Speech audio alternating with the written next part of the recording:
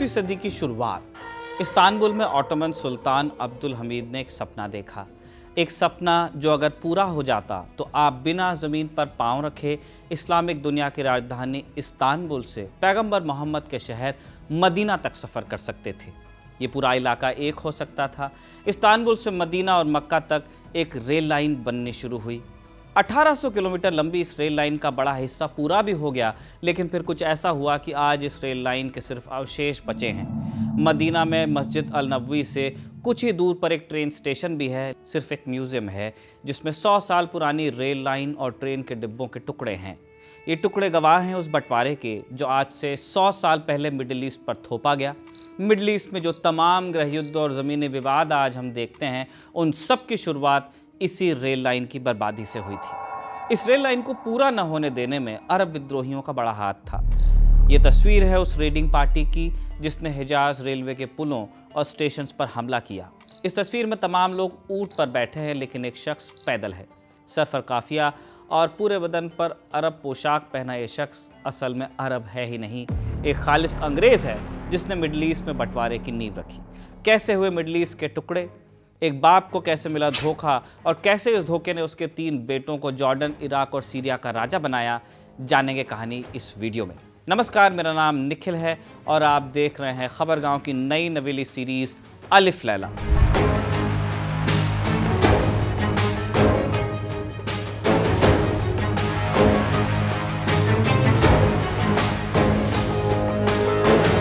अकाबा Jordan का एक शहर है आज, लेकिन कभी ऑटोमन तुर्कों के कंट्रोल में था। ये इसका महत्व आप ऐसे समझिए कि जॉर्डन में ये अकेला बंदरगाह है और ऑटोमन्स के समय में ये सीरिया में घुसने का दरवाज़ा होता था। 1914 में फर्स्ट वर्ल्ड वॉर की शुरुआत हुई, तब ग्रेट वॉर कहते थे उसे। एक तरफ अलाइड पावर्स थी, यानी फ्रांस, ब्रिटेन, रूस, इटली, यूएसए और जापान। दूसरे धड़े का नाम था सेंट्रल पास, जर्मनी, ऑस्ट्रिया हंगरी और ऑटोमन साम्राज्य। मिडल ईस्ट में ब्रिटेन, फ्रांस और ऑटोमन आमने सामने थे। सीरिया पर कंट्रोल के लिए ब्रिटिश नेवल फोर्सेस ने अकाबा पर लगातार बमबारी की, लेकिन ये पोस्ट उनके हाथ में आती ही नहीं थी। ऐसे में खड़ा हुआ एक आदमी जिसने 45 लोगों के साथ 600 मील रेगिस्तान का सफर किया और अकाबा को अंग्रेजों की झोली में डाला। इस शख्स का नाम था Thomas Edward Lawrence. Lawrence of Arabia के नाम से मशहूर टी लॉरेंस को पश्चिमी दुनिया में एक लेजेंड माना जाता है। इनकी कहानी पर एक हॉलीवुड फिल्म भी बनी है। इंग्लैंड के एक उच्च मध्यम वर्गीय अपर मिडिल क्लास परिवार में पैदा हुए लॉरेंस ने अपनी पढ़ाई के दिनों में 2 साल सीरिया में बिताए थे और इस दौरान उन्होंने अरबी सीखी और मिडिल ईस्ट की जिंदगी को करीब से देखा। ग्रेट वॉर के बाद उनका यह अनुभव काम आया। उन्हें मिस्र भेजा गया, एक लेफ्टिनेंट के रूप में मिलिट्री इंटेलिजेंस के। लॉरेंस ने मिडिल ईस्ट में फिर क्या भूमिका निभाई, इसके लिए हमें उस गेम को समझना पड़ेगा जो ब्रिटेन ने मिडिल ईस्ट में तब खेला।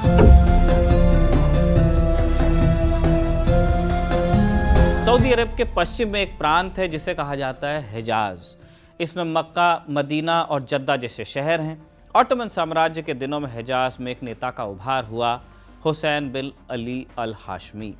ये मक्का के शरीफ हुआ करते थे, लेकिन ऑटोमन से खास इनकी बनती नहीं थी। तुर्कों और अरबों के बीच अदावत का एक लंबा इतिहास तो था ही, इसलिए अरब तुर्कों का कंट्रोल पसंद नहीं करते थे। फर्स्ट वर्ल्ड वॉर के बाद ब्रिटेन ऑटोमन्स के खिलाफ लड़ने लगा। ऐसे में उन्होंने इस तनाव का फ़ायदा उठाने की कोशिश की। जुलाई 1915 से मार्च 1916 तक हुसैन बिन अली और ब्रिटिश हाई कमिश्नर सन हेनरी मैकमोहन के बीच चिट्ठियों का एक लंबा सिलसिला चला। ब्रिटेन ने वादा किया कि अगर हुसैन तुर्कों के खिलाफ विद्रोह करते हैं तो युद्ध के बाद अरबों को आज़ादी मिल जाएगी। इसी वादे के दम पर शुरुआत हुई अरब विद्रोह की। 1 जून 1916 मक्का में विद्रोह का बिगुल बजा। हुसैन के बेटे अली और फैसल ने मदीना पर हमला किया, लेकिन सफल नहीं हुए। फहरुद्दीन पाशा के नेतृत्व में तुर्क फौज ने उन्हें खदेड़ दिया। तब हुसैन की मदद के लिए ब्रिटिश जहाज़ों ने लाल सागर के तट पर तुर्क ठिकानों पर बमबारी भी की। जद्दा, रबिग और यम्बू बंदरगाह अरब विद्रोहियों के हाथ में आए भी, लेकिन एक बड़ा इलाका अभी भी उनके कंट्रोल से बाहर ही रहा। यहीं से इस कहानी में एंट्री होती है टी लॉरेंस की। लॉरेंस शुरुआत से अरबों से सिंपैथी रखते ही थे, लिहाजा उन्हें हुसैन के बेटे फैसल का सलाहकार बनाया गया। शुरुआत से ही लॉरेंस को एहसास था कि अरब विद्रोही ऑटोमन्स के सामने टिक नहीं पाएंगे। अपनी किताब 7 पिलर्स ऑफ विजडम में वो लिखते भी हैं कि तुर्कों की एक कंपनी भी खुले मैदान में पूरी अरब सेना को हरा सकती थी। मदीना में हुए युद्ध में अरब विद्रोहियों को पीछे हटना पड़ा। ऐसे में लॉरेंस ने एक नई रणनीति तैयार की। कबीलों में बटे अरबों को एक किया और सीधे मुकाबले की जगह गुरिल्ला युद्ध का रास्ता अपनाया। ऑटोमन्स की एक काफ़ी ट्रेंड आर्मी थी, वो डिसिप्लिन जानते थे, उनको सीधी लड़ाई में हराना मुश्किल था, इसीलिए गुरिल्ला वॉर आई। शुरुआत की गई हिजाज रेलवे से। इंफ्रास्ट्रक्चर को टारगेट किया गया, छोटे छोटे हमले हुए, रेल की पटरियां तोड़ी गई, पुल तोड़े गए, पानी के टार्स नष्ट किए गए जो कि कोयले के इंजन को पानी देने के काम आते थे। लॉरेंस ने खुद अपनी डायरी में लिखा कि उन्होंने 79 पुलों को उड़ाया। वो पुलों को तबाह करने में इतने माहिर हो गए थे कि पुलों को नष्ट करने के लिए वैज्ञानिक तरीका अपनाते, यानी पुल खड़ा तो दिखता लेकिन पूरी तरह वो बर्बाद हो चुका होता। इसके चलते तुर्क सैनिकों को मरम्मत करने से पहले मलबा हटाना पड़ता, जिससे उनका समय बर्बाद होता। इस तमाम कवायद के बीच 1917 में एक खुलासा हुआ जिसने सारे समीकरण चेंज किए। पता चला कि ब्रिटेन और हुसैन बिन अली के बीच जो समझौता हुआ था उससे एकदम अलग एक और समझौता हुआ, साइक्स-पिको अग्रीमेंट। इस एग्रीमेंट के तहत ब्रिटेन और फ्रांस ने पहले ही मिडल ईस्ट को आपस में बांट लिया था। टुकड़े किए गए, फिलिस्तीन, ट्रांसजॉर्डन, लेबनान और सीरिया। प्लान था कि फिलिस्तीन और ट्रांसजॉर्डन पर ब्रिटेन का कंट्रोल होगा, जबकि लेबनान और सीरिया पर फ्रांस का। इस प्लान के तहत इराक भी ब्रिटेन के कंट्रोल में जाने वाला था। इसी के साथ 1917 में ब्रिटिश सरकार ने एक और घोषणा की। 67 शब्दों वाले एक दस्तावेज में ब्रिटिश सरकार ने फिलिस्तीन में एक यहूदी राष्ट्र बनाने की घोषणा कर दी। इस दस्तावेज को बैल्फोर डिक्लेरेशन के नाम से जाना जाता है। बैल्फोर डिक्लेरेशन और साइक्स-पिकोट एग्रीमेंट, ये दोनों दस्तावेज एक प्रकार का धोखा था जो अरबों के साथ किया गया। ऑटोमन्स के खिलाफ लड़ाई कर रहे अरब विद्रोहियों को इसकी बिल्कुल खबर नहीं थी। उन्हें ये बात पता चली टी.ई. लॉरेंस के माध्यम से। अरबों से सहानुभूति रखने वाले लॉरेंस ने साइक्स-पिकोट एग्रीमेंट की बात हुसैन बिन अली के बेटे फैसल को बताई। अब ये काम राजद्रोह के बराबर था लॉरेंस के लिए। लॉरेंस को इसकी सजा मिलती, लेकिन इस दौरान वो ऐसा काम कर गए जिससे एक हीरो बने। जॉर्डन के बंदरगाह अकाबा के बारे में हमने अभी अभी आपको बताया। अकाबा को जीते बिना सीरिया ब्रिटेन के कब्जे में नहीं आता। लॉरेंस को पता था कि समंदर की तरफ से अकाबा पर कब्जा करना असंभव है। शहर तक पहुंचने के लिए एक 20 मील लंबी घाटी से गुजरना होगा और तुर्कों ने इस घाटी को किलों और मोर्चों से पाट कर रखा था। लॉरेंस के दिमाग में तब एक अलग ही योजना आई। पहले घाटी पर कब्जा करो और फिर बंदरगाह अपने आप गिर जाएगा। लेकिन ये बात उन्होंने किसी को बताई नहीं, यहाँ तक कि अपने ब्रिटिश ऑफिसर्स तक को नहीं। लॉरेंस अरब तट से निकले, साथ में उनके सिर्फ 45 बदुइन थे। हर आदमी के पास सिर्फ पानी और 45 पाउंड आटा, और आगे था दुनिया का सबसे खतरनाक रेगिस्तान। 600 मील का सफर किया, 2 महीने की यात्रा हुई और रेगिस्तान की आग में सब तपे। कई बार पानी खत्म हुआ, कई बार रास्ता भटके, लेकिन लॉरेंस की टुकड़ी आगे ही बढ़ती गई। डेविड लीन की फिल्म लॉरेंस ऑफ अरेबिया का सबसे यादगार सीन है जिसमें पीटर ओटूल यानी लॉरेंस अपनी सफ़ेद अरब पोशाक में तुर्कों पर धावा बोलते हैं। लेकिन असलियत कुछ और थी। अकाबा से 40 मील दूर अबा अल-लिहसान की वादी में हुआ था असली युद्ध। लॉरेंस को पता चला कि एक तुर्क सैन्य टुकड़ी उनका पीछा भी कर रही है। उन्होंने सोचा कि अगर हम अकाबा पहुंच भी गए तो दुश्मन पीछे से आ जाएगा और पहले इसलिए इस फोर्स से निपटना पड़ेगा जो पीछे है। 1 जुलाई 1917 की रात थी। अबा अल-लिहसान में तुर्क फौजी सो रहे थे और फिर जो हुआ वो कत्लेआम था। 550 तुर्क सैनिकों में से लगभग सभी मार डाले गए। अरब विद्रोहियों के सिर्फ 2 जवान मरे इस हमले में। रास्ता इसके बाद साफ था। लॉरेंस और उनके साथी अकाबा की तरफ बढ़े। तुर्क गैरिसन ने बिना गोली चलाए सरेंडर किया उनके सामने। अकाबा पर कंट्रोल के बाद लॉरेंस और उनके साथी दमिश्क की तरफ बढ़े। दमिश्क पर कब्जा कर एक अस्थायी अरब सरकार बनाई गई जिसके मुखिया हुए फैसल। लेकिन एक ब्रिटिश जनरल ने इस सरकार को बर्खास्त करते हुए दमिश्क फ्रांस को दे दिया। क्यों? क्योंकि साइक्स-पिकोट एग्रीमेंट के तहत दमिश्क फ्रांस को मिलने वाला था। विश्व युद्ध की समाप्ति के बाद इसी एग्रीमेंट के तहत मिडल ईस्ट का बंटवारा किया गया। 1919 से 1920 के बीच पेरिस में एक शांति सम्मेलन हुआ। कहने को ये शांति सम्मेलन था, लेकिन असल में जीते हुए देश ये तय करना चाहते थे कि स्पॉइल्स ऑफ वॉर का बंटवारा कैसे हो, एज इफ अरब लैंड कोई जीती हुई ज़मीन है। सेकेंड वर्ल्ड वॉर के विश्लेषण में एक बात कही जाती है, पेरिस सम्मेलन के तहत जर्मनी पर जुर्माना लगाया गया, ट्रीटी ऑफ वर्साई जिसको कहते हैं। बाद में हिटलर के उदय और सेकेंड वर्ल्ड वॉर की एक बहुत बड़ी वजह यही ट्रीटी ऑफ वर्साई थी। कुछ ऐसा ही विश्लेषण मिडिल ईस्ट के लिए किया जा सकता है। पेरिस सम्मेलन के समय तक टी लॉरेंस हीरो बन गए थे, लेकिन अंदर ही अंदर ब्रिटिश अधिकारी उन्हें अब दुश्मन मानते थे। लॉरेंस अरबों के हक की बात करते थे, इसलिए उन्हें पेरिस शांति सम्मेलन में घुसने ही नहीं दिया गया।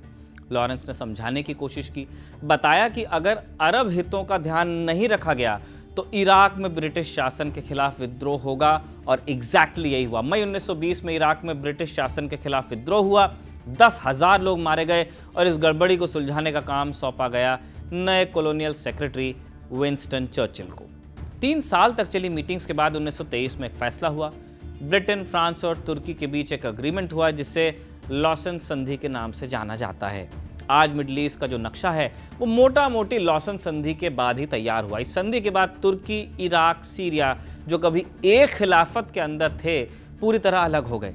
तुर्की और सऊदी अरब का कैरेक्टर आज बिल्कुल ही अलग है। मिडिल ईस्ट में जितने वर्तमान कॉन्फ्लिक्ट्स हम देख रहे हैं वो सभी कहीं ना कहीं इस संधि से जुड़े हुए हैं।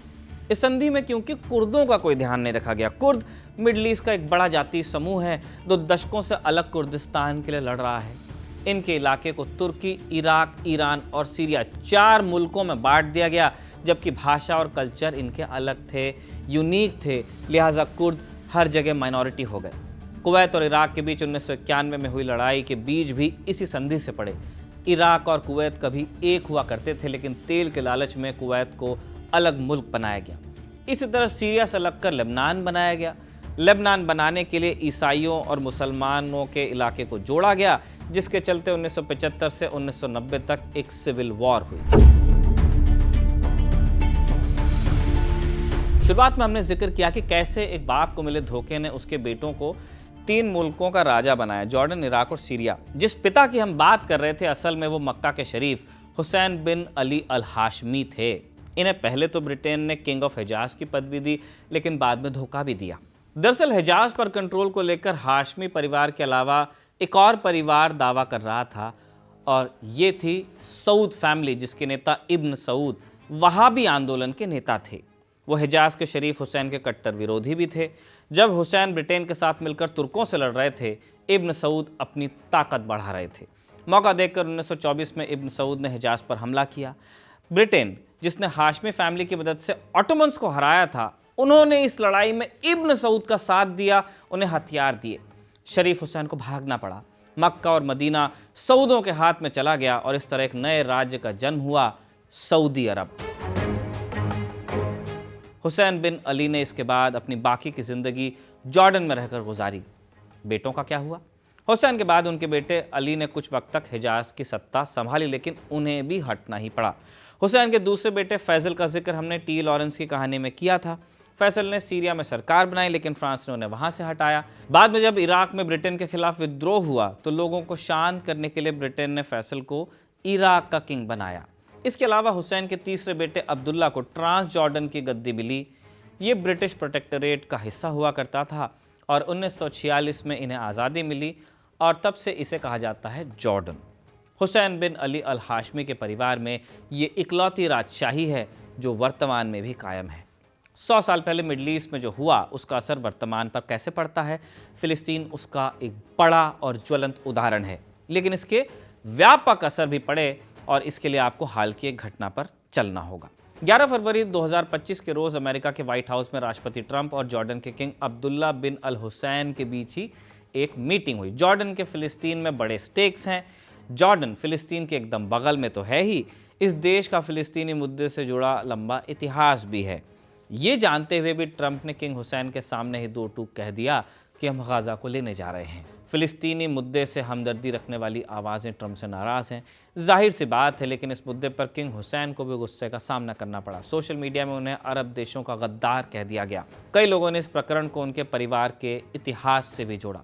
दरअसल जॉर्डन के किंग अब्दुल्ला के परदादा, जिनका नाम अब्दुल्ला था, उन्हें ब्रिटिशर्स के हाथों जॉर्डन की गद्दी मिली थी, लिहाजा इनके ब्रिटेन से हमेशा अच्छे रिश्ते रहे। 1936 में जब ब्रिटिश सरकार ने फिलिस्तीन को यहूदी और अरब राज्यों में बांटने के लिए पील कमीशन बना दिया, 1948 में इजराइल की स्थापना हुई, तो उससे पहले अब्दुल्ला यहूदी नेताओं से सीक्रेटली संपर्क में थे। अरब देशों की तरफ से हमेशा उन्हें शक की नज़रों से इसलिए देखा गया और उन्हें इसकी कीमत भी चुकानी पड़ी। 1951 में यरूशलेम के अल-अक्सा मस्जिद में एक फ़िलिस्तीनी युवक ने उन्हें गोली मार दी, उनकी मृत्यु हो गई। अब्दुल्ला के बाद उनके बेटे को राजा बनाया गया। हालांकि मानसिक बीमारी के चलते 1 साल बाद ही सत्ता अब्दुल्ला के पोते, तब 16 साल के थे, हुसैन बिन तलाल के हाथ में आई। हुसैन बिन तलाल ने दादा की हत्या अपनी आंखों से देखी थी, लिहाजा इसराइल के मुद्दे पर उन्होंने सावधानी से काम लिया। 1967 में सिक्स डे वॉर के दौरान उन्होंने अरब लीग के साथ युद्ध लड़ा। हालांकि कुछ क्लासिफाइड दस्तावेजों से उनके CIA से संबंधों के बारे में पता चलता है। हाल में अमेरिकी राष्ट्रपति जॉन एफ कैनेडी की हत्या से जुड़े कुछ दस्तावेजों को डी क्लासिफाई किया गया। इनसे पता चला कि 1959 में जब हुसैन US आए, CIA ने उनकी मुलाकात एक हॉलीवुड एक्ट्रेस सूजन कबॉट से करवाई थी। बाद में कबॉट के बेटे ने उनकी हत्या कर दी। कबॉट की हत्या के केस के दौरान ये बात भी सामने आई थी कि कबॉट को जॉर्डन से हर महीने $1,500 मिल रहे थे बच्चे के गुजारे के लिए। हुसैन के वक्त में जॉर्डन और इजराइल के बीच एक बड़ी डील हुई। साल 1994 में अमेरिका की मध्यस्थता पर जॉर्डन इजराइल को मान्यता देने वाला दूसरा अरब देश बना और बदले में उन्हें अमेरिका से इकोनॉमिक एड मिली। जॉर्डन के इसी रुख के चलते अमेरिका मिडल ईस्ट में उसे एक इम्पॉर्टेंट पार्टनर मानता है। या आप ऐसे भी समझ सकते हैं कि ट्रंप से मुलाकात करने वालों में हुसैन अरब देशों के पहले नेता हैं, MBS से भी पहले। मिडल ईस्ट का ताना बाना अभी भी उलझा हुआ है, लेकिन दिलचस्प बात यह है कि इसकी डोर आप सीधे एक परिवार से जोड़ सकते हैं। इसी नोट पर हम अलिफ लैला के इस एपिसोड को समाप्त करते हैं, जिसे कमल ने लिखा और इरशाद ने रिकॉर्ड किया। आप देखते रहिए खबरगांव।